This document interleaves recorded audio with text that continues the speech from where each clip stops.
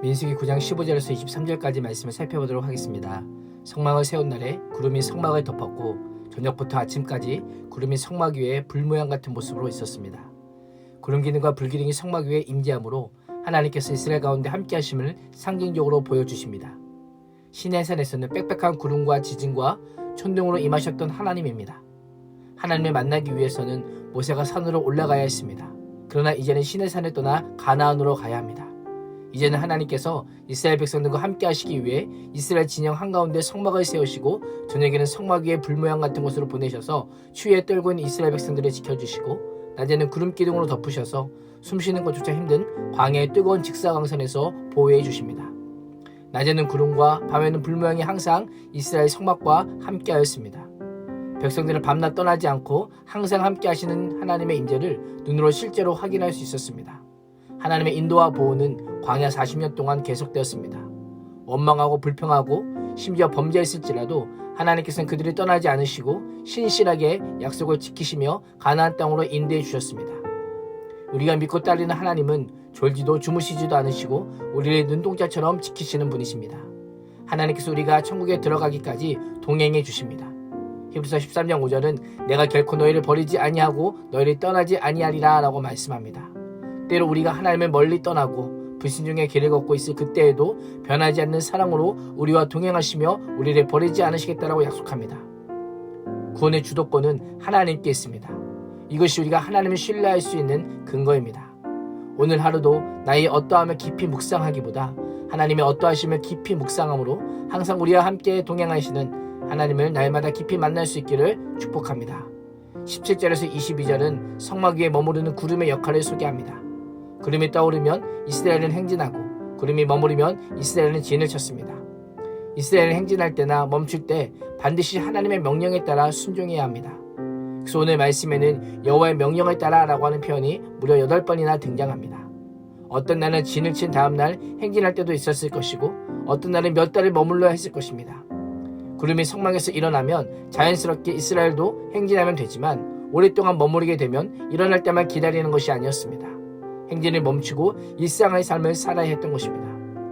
이스라엘은 언제 이동해야 되는지 얼마나 더 있어야 되는지 알 길이 없었습니다. 하나님의 임재의 상징인 구름기둥과 불기둥만 유심히 보면 됩니다. 하나님께서 가라고 말씀하시면 가면 되는 것이요 머물라고 말씀하시면 머물면서 모든 앞날을 하나님께 내어드려야만 했습니다. 이스라엘은 오직 하나님의 입만을 주목해야만 했던 것입니다. 언제 어디로 어떻게 이동해야 하고 머물러야 하는지 알 필요도 없었고 알 수도 없었습니다. 죽음의 땅 광야에서 이스라엘의 여정은 오직 하나님께서 결정하셨습니다. 하나님께서는 계시의 수단인 구름을 통해 이스라엘의 백성들의 걸음과 속도와 방향까지 친히 알려주십니다. 이것이 성도의 인생입니다. 하나님과 동행하는 성도의 삶과 다르지 않습니다. 우리는 앞으로 일어난 일에 많은 관심을 갖고 알고 싶어 하지만 하나님께서는 결코 열어주시거나 알려주시지 않습니다. 하나님께서 우리가 매일 하나님의 말씀의 인도함을 받기를 원하십니다. 우리가 붙들어야 될 것은 미래에 대한 확실한 투자나 지식이 아닙니다. 어제도 오늘도 내일도 영원히 우리와 함께 하시며 신실하게 인도하시는 하나님을 신뢰하는 것입니다. 빨리 가는 것보다 중요한 것은 바르게 가는 것입니다. 하나님과 함께 가는 것이 빠르고 바르게 안전하고 멀리 가는 길입니다. 오늘도 내 인생의 방향과 속도를 결정하시는 하나님을 신뢰하십시오. 때론 내가 원하는 곳이나 원하는 시간에 이끌림을 받지 못할지라도 걱정하지 마시고 이스라엘의 구름기둥과 불기둥으로 인도하신 하나님께서 나의 하나님이 되십니다. 나의 하나님, 우리의 하나님이 되셔서 친히 보호하실 것입니다. 오늘 말씀에 하나님의 임재를 상징하는 구름과 구름이 머무는 성막과 여호와의 명령이 지킨다는 표현이 매우 많이 등장합니다. 많이 등장한다는 것은 강조입니다. 하나님께서 절대적인 권한을 가지시고 이스라엘의 행진과 멈춤을 결정하십니다. 이스라엘 백성들의 삶은 매우 단순합니다. 여호와의 명령에 따라 멈추고 여호와의 명령에 따라 진행하는 삶입니다. 우리의 삶도 마찬가지입니다. 광야 같은 인생길을 복되게 사는 비결은 우리와 늘 함께 하시는 하나님과 보조를 맞추는 것입니다. 광야에서 행진은 경험이나 익숙함이나 지식이 중요하지 않습니다. 오직 하나님의 말씀입니다.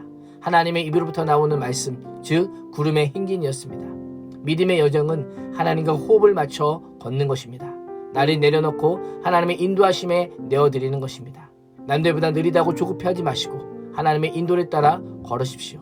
하나님의 인도하심은 실패도 좌절도 없습니다.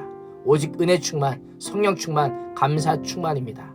오늘 하루도 인생이라는 험난한 광야길을 하나님과 함께 하나님의 인도하심에 따라 매일의 순종으로 함께 걷는 복된 삶을 살 수 있기를 주님의 이름으로 축원합니다.